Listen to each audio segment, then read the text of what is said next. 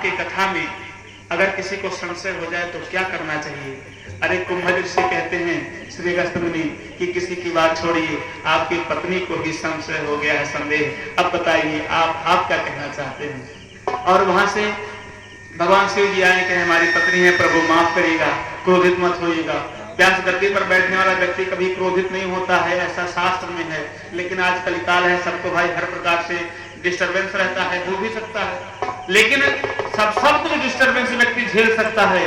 लेकिन अगर कथाकार कथा बैठ करके सुन रहा है, या कोई नेता ही हो, कोई भी अगर मंच पर बैठा हो और मंच को संबोधन कर रहा हो और वहां पर कुछ लोग उसको परेशान करें, उसके बाद को ना सुने और हिलना करें, तब जाकर के वहां पर क्रोध आता है। वही बात निवेदन करके शिव जी कहें कि प्रभु हमारी पत्नी के ऊपर क्रोधित मत होइएगा, और सारी कथा सुनाए, तब मां जानकी आएंगे, क्योंकि कथा सुनी नहीं थी। अब वो आए रास्ते में, वन के ऊपर भगवान शिव जी जा रहे थे, राम जी वहां पर कथा चालू हो गई थी वाल्मीकि रामायण में, और कथा चालू हो गई थी, इस मोड पे पहुंची थी कि मां जानकी का हरण हो गया था। रावण जी महाराज मां जानकी को सम्मान लेकर के विमान में, पुष्पक विमान में चले गए थे।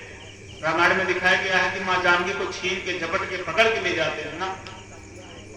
वाल्मीकि रामायण कभी हिंदी व्याख्या में पढ़ेंगे, 18वें पर्व में लिखा है कि मां जानकी की स्त्री, उनको संदेह हुआ था, लक्ष्मण रेखा स्वयं पार करके वो आई हैं, और पार करके उनके आगे पराग, पुष्प का पराग, जो पुष्प होता है रेड रेड, उनकी नीचे जो हथकड़ी होती है सफेद, वो बिछा करके रावण मां जानकी को सम्मान गंगा जल से सिंचित करते हुए लेकर के पुष्प विमान में गया है।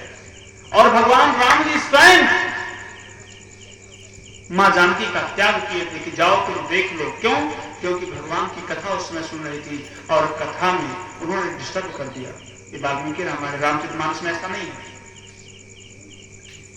मां जानकी, भगवान श्री राम और भगवान श्री लक्ष्मण जी महाराज संत महात्माओं का संगत कर रहे थे। दंडकारण्य वन में बहुत संत महात्मा थे, और संत महात्मा जब कथा सुना रहे थे तो पीछे आश्रम से एक बहुत सुंदर स्वर्ण सवेले का एक हिरण जा रहा था। उन्होंने कहा प्रभु ये देखिए कैसा हिरण है, ये देख ली। पहले सिंपल साधारण हिरण गया, और उसके बाद मां जानकी को ठीक है बाद में देख लेना, पहले कथा सुन लो। संत महात्मा क्रोधी है, बड़े बड़े दुर्वासा मुनि, अगस्त्य मुनि, ऋषि मुनि सब लोग थे वहां पर क्रोधी। संत महात्मा को डिस्टर्ब कर दे, सुन लो पहले कथा, की बात में बताएंगे कौन है, कैसा हिरण है। लेकिन मां जानकी बार बार कही नहीं स्वामी, मुझे वो हिरण देखना है। अरे हम लोग वन में आए हैं, यहाँ से जब 14 वर्ष पूर्ण करके हम जाएंगे तो हम अयोध्या जी में इसको एक अपना चिन्ह लेकर के जाएंगे कि कम से कम हम वन में गए थे तो ये वहां से चिन्ह लेकर के आए हैं। जैसे आप लोग कहीं टूर पे जाते हैं टूरिस्ट बन करके, तो वहां से कुछ ना कुछ लेकर के आते हैं चिन्ह वहां का। उसी प्रकार से मां जानकी कहीं, भगवान ने मन में संकल्प कर लिया कि मुझे मेरी कथा में तुम डिस्टर्ब की हो, और उसके बाद कथा का खंडन की हो, जाओ मैं तुम्हें स्वर्ण के नगरी में भेज देता हूं। तब जाकर के स्वर्ण के नगरी से रावण के मन में और ये सब दुनिया भर की परिकल्पना बनी है। पहले वो सिंपल ऐसे साधारण जीवंत वो हिरण था, तब रावण बन करके आया है, और भगवान ने राम जी उनका त्याग किए। और उसके बाद में कहने का भाव है, पहला उदाहरण सती चरित्र में भगवान राम जी के ऊपर भगवान शिव जी देखते हैं कि भगवान मुस्कुरा रहे हैं। भगवान शिव जी मुस्कुरा रहे हैं ठाकुर जी को, राम जी को देखकर, कह रहे प्रभु बहुत बढ़िया आप अभिनय कर रहे हैं, मां जानकी का हरण करा करके स्वयं और रो रहे हैं, बड़ा बढ़िया अभिनय आपका है। ऐसा देख करके भगवान सच्चिदानंद कह करके प्रणाम करते हैं भगवान श्री राम को।